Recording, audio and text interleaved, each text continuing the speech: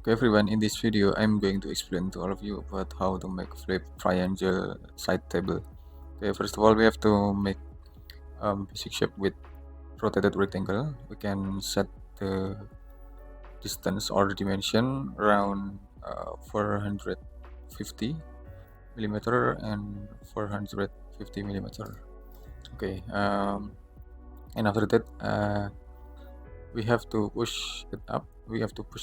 Around 550 millimeter, and also we can make a shape, triangle shape anyway.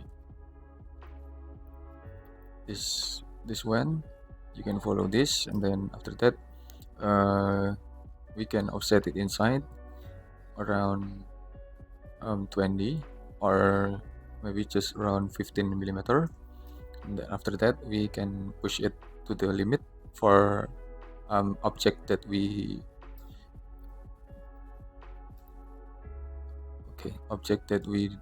didn't use, don't use anyway. So and then we can make group, and after that we can make rectangle anyway. We can set for any position and any size of it for support of this side table itself.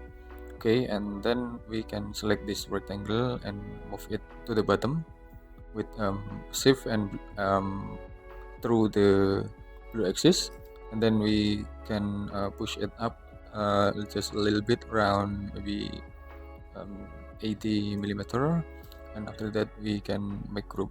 Okay, and after that we can push it back 30 millimeter, 30 millimeter. Okay, and then we can move it up for half of height about the support.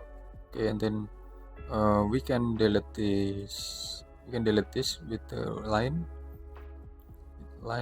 and then we can push it until the limit also on this little face anyway, so it will be connecting support between the side table and the bottom support of it.